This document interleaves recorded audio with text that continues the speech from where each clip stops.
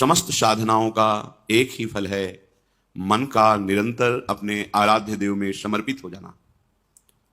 ये ऐसा समर्पण नहीं होता कि आज समर्पण किया और कल हट गया, ऐसा नहीं होता। ऐसी चाह को चाह नहीं कहते कि आज तुम्हें चाहा कल तुम्हें चाहा, अनुकूलता नहीं मिली तो परसों फिर और का वर्ण कर लिया।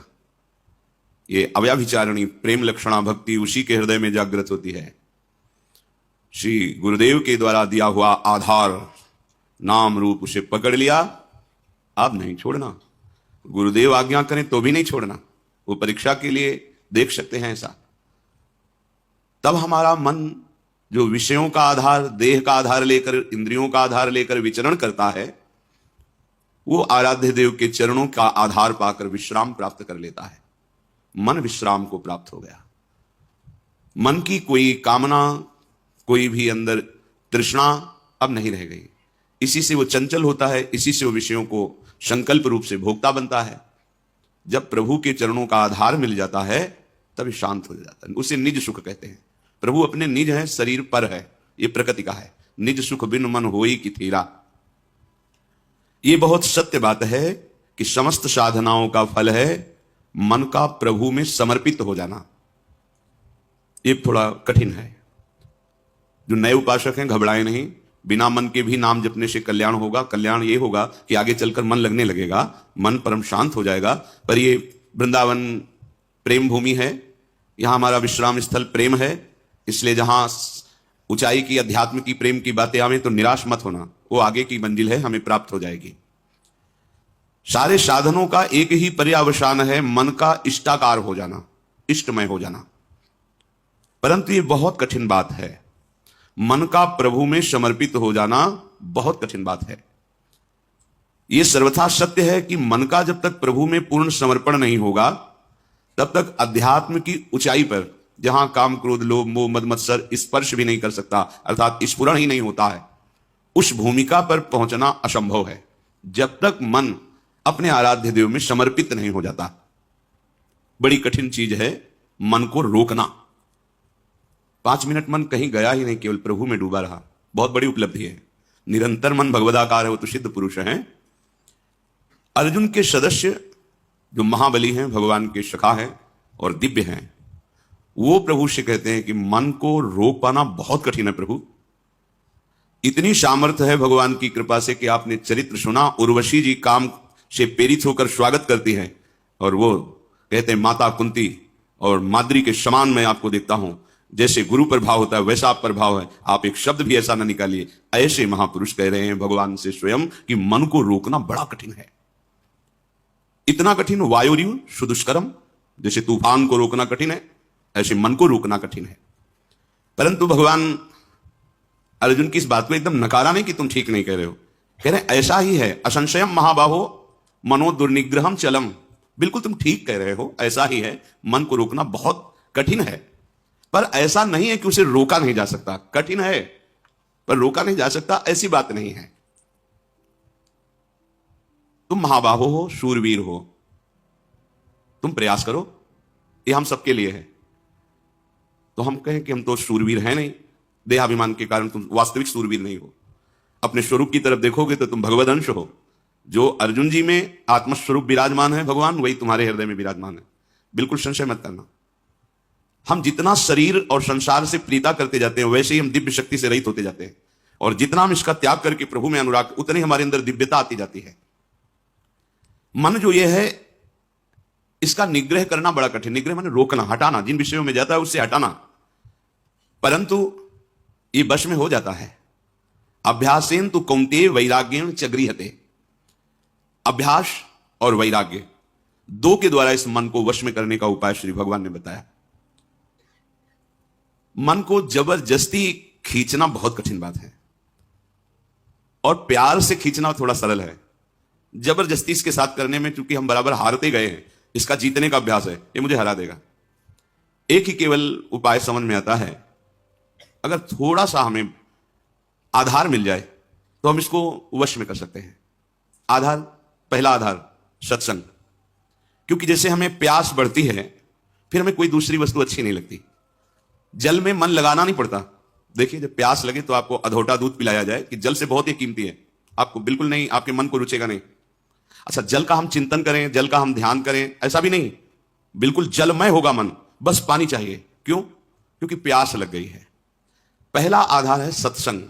हम देखते हैं कि जो एकांतिक हैं पर सत्संग नहीं सुनते, बहुत से ऐसे दोष हैं जो उनको अध्यात्म में आगे नहीं बढ़ने देते। देखा है, बहुत से ऐसी जिनको समझ नहीं पा रहे, उनकी वो कमियां हैं जो उनको अध्यात्म की ऊंचाई पर नहीं चढ़ने दे रही, और वो अहम के कारण सत्संग का सेवन नहीं करते। मैं सब जानता हूं, और इसी अहम में वो कमी बैठी हुई है जो तुम्हें भगवत साक्षात्कार नहीं होने देगी। देखो, भगवान शंकर को कुछ जानना नहीं है, लेकिन प्रसंग पे पाया गया कि काकभूषुंडी जी जब भगवत चर्चा सत्संग करते हैं तो भगवान शंकर हंस रूप में वहां जाके सुनते हैं, क्योंकि शिव रूप में जाएंगे तो फिर उनको खड़े होकर के आदर करेंगे, पास बैठा लेंगे, फिर बोलेंगे नहीं, क्योंकि आदि महादेव विराजमान है उनके सामने, कैसे? तो वो हंस रूप में जाए। कहीं भी भगवत चर्चा हो हरि की तो भगवान के परम प्रेमी महान भक्त जो अव्यक्त रूप से वो सुनते हैं। कहीं भी भगवत चर्चा हो, हनुमान जी जैसे परम ज्ञानी बैठकर सुनते हैं, चुपचाप गुप्त रूप में आकर के, ऐसे कि जैसे हम जान ही ना पावे, ऐसे बैठ के सुनते हैं। सबसे पहला मन को रोकने का आधार है सत्संग। सत्संग क्या करता है? प्यास जगाता है प्रभु की। हमें क्यों आवश्यकता है भजन की? हम क्यों भगवत प्राप्ति करें? क्या जरूरत है? हमें जरूरत है भोजन की, रुपया पैसा की, भोग सामग्री की, पद प्रतिष्ठा की, वाहवाही की। ये असत्संग की बातें सत्संग में पूर्णतया धीरे धीरे अंदर की जो मन में बैठी हुई वो नष्ट हो जाती है, और ये निश्चय होने लगता है कि भगवत प्राप्ति और भजन ही यही जीवन है। पहला आधार सत्संग है जो हमें प्रभु की प्यास जगाता है। बिना आधार के मन टिकता नहीं है। जब हमें सत्संग रूपी आधार मिलता है तब भक्तों से प्रियता जागृत होती है। कई जैसे उपासकों ने बाहर के प्रश्न किया कि हम श्री जी को नहीं जानते, क्या संप्रदाय है, क्या उपासना, हम तो बस आप और आपकी बात को मानते हैं। हमारे सामने आप हैं और आपकी बात है। बात बन गई क्योंकि आपने आधार ले लिया ना। और भगवान को बहुत प्रसन्नता होती दास दासोहम वृत्ति से। हरिदासों के प्रति दासत्व का भाव रख लिया जाए तो बहुत जल्दी। इसके बहुत सी छंदों में सेवक जी ने राधा वल्लभ भजत भज भली भली सब होए ऐसा वर्णन किया है। दूसरा आधार प्राप्त होता है भक्त प्रियता।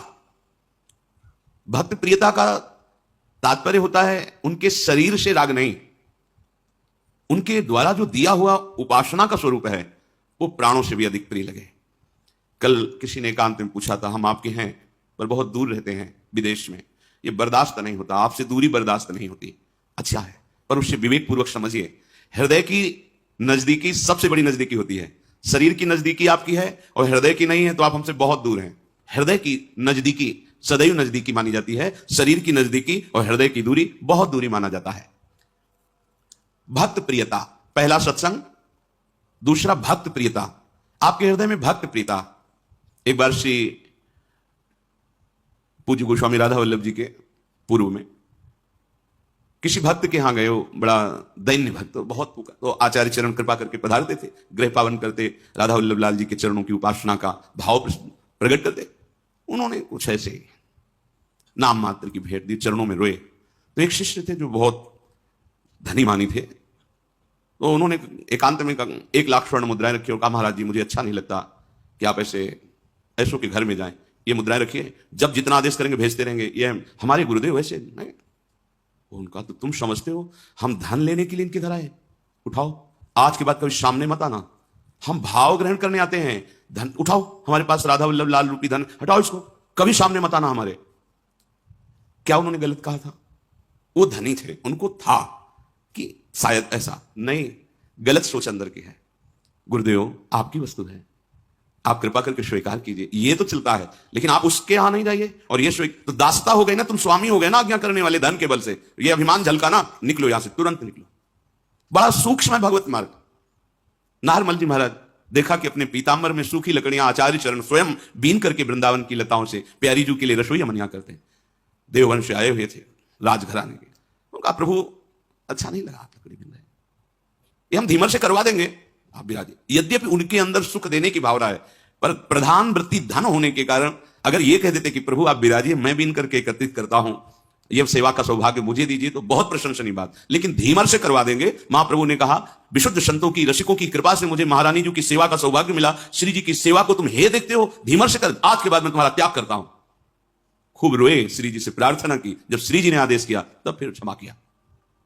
भक्तों के संग का निर्वाह करना बड़ा कठिन होता है, क्योंकि भक्त का संग का जब रंग चढ़ेगा तो वो अपने स्वामी के दरबार में ले जाने लायक बनाएंगे, और यही दरबार दीन को आदर रीति सदा चली आई। हमारे मालिक के दरबार में दैन्य का प्रयोग होता है, हम का नहीं, दीनता। जेहि दीन पियारे वेद पुकारे द्रवहु श्री भगवान। जिनको दीन प्यारे हैं तो संत जन क्या करते हैं? तुम्हारे अंदर के अहंकार को नष्ट करते हैं। अब जब अहंकार पर चोट पड़ी तो जैसे सांप की पूंछ पे पैर रख जाए तो फन ऐसे अहंकार होता है, तो हम दूसरी जगह देख लेंगे। और जहां वो दूसरी जगह खड़ा दिखाई दिया, गया मार्ग गया। अब नहीं, सब जगह से भाग करके एक ही उपाय है, महारानी की शरणागति। सब जगह से खुला मार्ग है, लेकिन इनकी शरणागति की पुष्टता रसिकों से। अगर कहीं पंक्ति से बिलग हो गए तो आप कहीं के नहीं रहोगे, क्योंकि आधार अब मन का आपका अहंकार होगा, वो अहंकार आपको नष्ट कर देगा, किसी काम का नहीं रखेगा।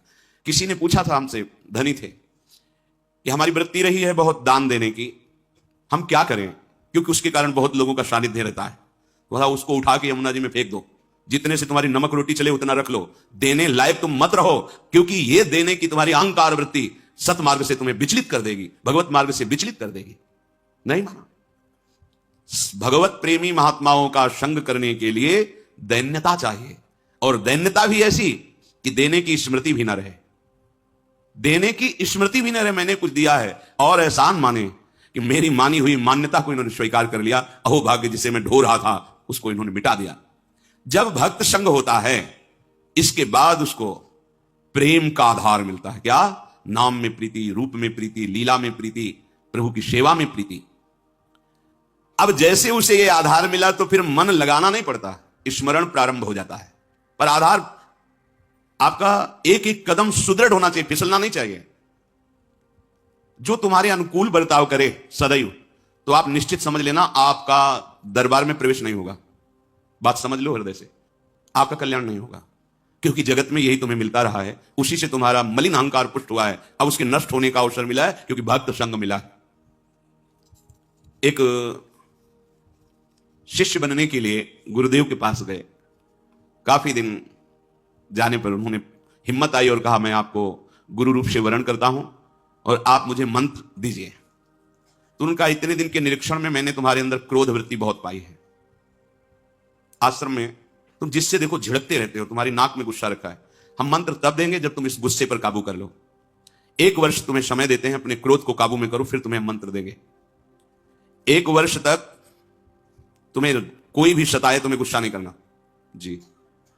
1 वर्ष पूरा हुआ, स्नान करके आ रहे थे, गुरुजी ने एक मेहता रानी को बुलाया और कहा, माई ये आ रहा है, तुम झाड़ू ऐसा लगाना किसी के ऊपर धूल जाए। ठीक है।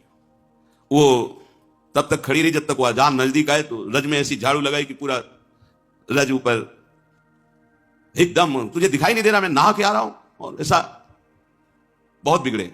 वो हाथ जोड़ के, महाराज क्षमा करो, हमें पता नहीं था कि आप आ रहे हो, हमारा काम ही है सोहनी लगाना, ऐसा। तो मारने के लिए भी। अब वो गए, कहा गुरुजी 1 वर्ष हो गए। तो बोले जिसको त्यागने के लिए कहा था तो त्यागा नहीं। सुना अभी अभी तुम गुस्सा करके आ रहे हो मेहतरानी से, जो नित्य सोहनी सेवा करती हैं। पूज्य भाव रखना चाहिए। तुमने उन पर क्रोध किया और सुना कि तुमने ऐसे भी मारा नहीं, पर हाथ तुम्हारा उठ गया, अभी नहीं, जाइए 1 वर्ष और अभ्यास कीजिए। अब दूसरे वर्ष जो वो नित्य वही आश्रम की सोहनी सेवा का उसका, बोले अब की बार झाड़ू मारना, धूल नहीं, नजदीक आवे तो झाड़ू ऐसे लग जाए उसके शरीर में। बोले जो महाराज मारेगा तो नहीं? बोले नहीं, अब की बार 1-2 शिष्य आसपास रहेंगे, अगर वो गुस्सा करेगा तो उसे पकड़ लेंगे, तुम्हें मारेंगे नहीं। ठीक है महाराज। जब वो स्नान करके बड़े आनंद से आ रहे थे, तो आपकी धूल नहीं उड़ाई, सीधे नजदीक जाके ऐसे झाड़ू 1-2 मारी और सीधे उसके शरीर में, पैरों में ऐसे। उसने कहा कि मूर्खा, तुझे समझ में नहीं है, मेरा 1 साल पीछे बर्बाद कर दिया। फिर दूसरा, मैं स्नान करके दीक्षा के लिए जा रहा था और बहुत कड़वा बोले, पर हाथ नहीं उठाया। गुरुजी देखो तुमने गुस्सा किया, अभी 1 वर्ष, जब तुम्हें गुस्सा ना आवे 1 वर्ष अभ्यास करो, क्रोध नष्ट होने पर ही हम, क्योंकि ये क्रोध बना रहेगा तो ये भजन आगे को जो विस्तार करना है भजन का, भागवतिक प्रकाश, वो होने नहीं देगा। अब सोचो, जो अपने लोग परमार्थ में काम क्रोध लोभ आदि की वृत्तियों को ही नहीं देख रहे, मनमानी आचरण कर रहे, कैसे भगवत बोध होगा? गुरुदेव इतना समय हो गया और आपने एक बहाना बना लिया कि गुस्सा करो। बोले दोष दृष्टि करते हो? नहीं नहीं नहीं, क्षमा पर, तो 1 वर्ष और अगर भगवान नाराज हो जाए किसी कारण से तो गुरुदेव भगवान क्षमा कर दे तो भगवान कभी अपराध नहीं मानते। हरि रूठे गुरु शरण है, गुरु रूठे हरि नाही। यदि गुरु भगवान का हृदय संतप्त हो गया तुम्हारे आचरण से तो तुम्हें भगवान श्री हरि सहयोग नहीं करेंगे। अगर श्री हरि नाराज हो जाए और गुरुदेव भगवान का वरद हस्त है, कुछ नहीं बिगड़ने वाला। गुरु जी ने कहा कि अब तुम्हें 1 वर्ष तक पुनः अभ्यास करना है। 3रा वर्ष गंगा स्नान करके आया। गुरुदेव ने कहा आपकी बार कूड़ा भर के पूरी टोकरी रखना, जितना जूठन पत्तल सब आते उसकी खोपड़ी से डाल देना। ऐसा ही किया। जे भी नजदीक आए पूरा सब पवित्र जो प्रसादी दोना पत्तल झाड़ू से लगा के जो कूड़ा कर सब उनके ऊपर से डाल दिया। तुरंत उन्होंने घुटने टेके और चरण पकड़ा और कहा मां मैं समझ नहीं पा रहा था कि आपका उद्देश्य क्या है। कहीं ना कहीं गुरुदेव भगवान की हम पर कृपा है। मुझे आज दोबारा स्नान करने का सौभाग्य मिलेगा गंगा जी का। लौट गए, नहा के आए, कहना नहीं पड़ा गुरु मंत्र दे दो, आओ गुरु मंत्र। क्रोध मान कई बार बताया। लाला बाबूजी जब परम विरक्त रहते थे, एक लंगोटी लगाते भिक्षावृत्ति से, और जब श्री कृष्णदास जी से कहते कि विरक्त मंत्र और विरक्त भेज दे, और नहीं अभी आप अधिकारी नहीं, तो खोज करते कि मेरे में कौन सी ऐसी कमी रहेगी जो गुरुदेव। तब ध्यान आया कि बड़े सेठ थे तो रंगनाथ जी के सेठ से उनकी लाख डांट थोड़ा ईर्ष्या चलती थी। हो सकता है ये वृत्ति अंदर हो, इसलिए शायद ऐसा। तो भिक्षुकों की लाइन में सुबह वहां खिचड़ी आदि रंगनाथ जी वो भिक्षुकों की लाइन में खड़े हो गए। किसी ने जाकर बताया कि लाला बाबू भिक्षुक बनकर के खड़े, वो सेठ जी सुंदर सुंदर भोग सामग्री और अमूल्य वस्तुएं, और कहा सेठ जी आप लाइन में क्यों खड़े। एकदम ईर्ष्या जो अंदर थी वो सब पानी पानी हो गई। और उनका आप आइए। ऐसा नहीं, बोले हम तो भिक्षुक हैं, बस 1 मुट्ठी खिचड़ी या चावल दे दीजिए। और वापस जा ही रहे थे कि रास्ते में गुरुदेव मिल गए और कहा आज तुम्हें विरक्त मंत्र और विरक्त भेष देने की इच्छा हो गई। बड़ा सूक्ष्म भगवत मार्ग। ये देहाभिमानी, धनाभिमानी, बुद्धियाभिमानी ये उस महिमा को नहीं जानते हैं। तो जब हमको किसी भक्त का संग मिले तो समझना कि मन का आधार मिल गया है। हमने प्रभु को नहीं देखा लेकिन प्रभु स्वरूप गुरुदेव को देख रहे हैं। हम प्रभु से तो बात नहीं की पर अपने गुरुदेव से बात कर रहे हैं। प्रभु की आज्ञा को तो हम नहीं समझ पाए क्योंकि गीता भागवत वेद सब भगवान की आज्ञा है, पर हम गुरुदेव की आज्ञा पर चलते हैं। तो इनकी कृपा से ज्यादा प्रयास नहीं करना पड़ेगा, मन स्वाभाविक लगने लगेगा। साधन का उपदेश उसी के ऊपर रंग लाता है जो उनकी आज्ञा के अनुसार चलते। सुनते तो सब है, ध्यान रखना, रंग उसी के ऊपर। एक एक शब्द बहुत कीमती होता है। जब संत महात्मा बोलते तुम उसे ऐसा मत समझना कि इनका नशा है बोलना। एक एक शब्द बस पकड़ लो, ये परमार्थ है। एक एक शब्द पर ध्यान दो। अगर तुम उसे उपहास में ले लोगे तो कहते ही रहते, तो माया घसीट के वहां खड़ा कर देगी। अब ना पीछे के रह गए, जो मंत्र जपते थे वो नहीं चलेगा क्योंकि तुमने दूसरा मंत्र ले लिया, और जहां मंत्र लिया वहां अपराध बन गया, अवज्ञा बन गया, ये भी नहीं चलेगा। होगा क्या? विषय चिंतन और लोक रिझावा, खत्म, परमार्थ खत्म। अध्यात्म यहां प्रकाशित होता है। गुरु आज्ञा से चलो, आपको मार्ग अंदर दिखाई देगा, शुद्ध दिव्य मार्ग, ये मार्ग चल रहे हैं। यदि आज्ञा का पालन नहीं किया तो एक शब्द याद रखो, तुम्हारा स्खलन हो जाएगा। स्खलन होता है गिर जाना, तुम पतित हो जाओगे, गिर जाओगे। ये मार्ग ध्रुवदास जी ने लिखा है कि यद्यपि घरनी अति बुरी, पति नहीं छाणत ताय, देखत ही पर पुरुषम तजत ही छिन वाय। पत्नी बहुत कड़वे स्वभाव की है, बड़ा रुद्र रूप रखती है, अनुकूल व्यवहार नहीं करती है, पर वो किसी और पुरुष की तरफ आंख उठा के नहीं देखती। कभी पति उससे त्याग नहीं सकता। लेकिन बहुत मधुर व्यवहार करती है, बहुत मृदु मीठा बोलती है, सामने आने पर बड़ा सम्मान करती है, लेकिन पीछे आचरण उसके पर पुरुष से जिस दिन उसको पता चलेगा उसी दिन उसके हृदय से बात खत्म हो जाएगी कि ये मेरी बात। बस ऐसे ही हमारे गोपाल जी की, हमारे प्रभु की रीति है। मन वचन कर्म से प्रभु के अनन्य होकर एक भरोसो, एक बल, एक आश विश्व। अगर कहीं दिखाई दे गया कि दूसरे का आश, बस भी बहुत लंबी यात्रा है, आप मंजिल नहीं प्राप्त कर सकते। तो एक शब्द याद रखिए कि आज्ञा पालन न करना अर्थात अपने मार्ग से स्खलित हो जाना है। भक्ति साधन को मामूली साधन मत समझो। जो महाप्रेम प्रकट करके भगवान को अधीन कर दे उसके लिए सिर्फ तुम्हारी अनन्यता की परीक्षा होगी। ध्यान रखना, सिर्फ अनन्यता की। आप अनन्य। हितोत्सव की बधाई में शब्द श्री जी ने निकाला था अंदर से कि निकुंज में बधाई बट रही तो निकुंज है, यहां भी एक बधाई सुन लो। यदि इनके सिवा तुम्हारे हृदय में अन्य आश्रय नहीं हुआ तो बधाई पक्की आखिरी जन्म। तो आपको लगता है हवा में बोल गए। एक दिन टटिया स्थान के एक महापुरुष बहुत प्रसन्न थे। उन्होंने कहा आज जो आ जाएगा, जो मांगेगा वो दे देंगे। संतों की मौज होती। बिहारी जी की ऐसी लीला एक भी व्यक्ति नहीं गया उस दिन, एक भी। और आराम से बैठे तो सबसे कह देता आज जो मांगेगा कोई, बिहारी जी मांगेगा बिहारी जी दे देंगे, प्रीति जो चाहेगा वो दे देंगे। गया चिल्लाते जाओ तुम्हारा आखिरी जन्म। बोले हम ऐसे आचरण करेंगे कि तुम्हारी एक भी बात सत्य नहीं होने देंगे। अब फिर क्या है? अनन्यता हो, अनन्य एक व्रत गाओ, बस इतनी केवल मांग है। गीता जी में देख लिए भगवान ने बहुत बार अनन्यता के लिए कहा। साधन में योग्य सदगुरुदेव ही परमार्थ हैं। योग्य शब्द इसलिए यहां महापुरुषों की वाणी है इसलिए लगाया कि पहले गुरु संग करना, पहला ही आधार बताया गया सत्संग, कि संग से यह देखना है कि ये जो मुझे स्वीकार कर रहे हैं मेरे धन के लिए, मेरे किसी पावर के लिए या किसी स्वार्थ के लिए तो नहीं है। अगर है तो नहीं बनाना चाहिए गुरु। जज स्वामी जब नारायण स्वामी के नाम से जो प्रसिद्ध हुए, जब उनको जज भाव से वैराग्य हुआ भगवत प्राप्ति के लिए, तो हरिद्वार गए, ऋषिकेश। वहां सब संतों के समीप चरणों में जाते और कहते मेरे पास अरबों की संपत्ति है और मुझे वैराग्य हो गया, बस सन्यास आप दे दीजिए, सारी संपत्ति ले लीजिए। तो बस सीधे उत्तर होता आप गंगा नहा के आ जाइए। वो दोबारा जाते नहीं उस आश्रम में, क्योंकि उनको यह लगता कि मेरी जज पद और मेरी संपत्ति का यहां मान हो रहा है, बात नहीं बनेगी। मैं अमुक हूं, मेरे पास इतना वैभव है और मैं विरक्त होना चाहता हूं, सब आपको देना। आओ आओ आओ, मतलब आदर किसका हो रहा है?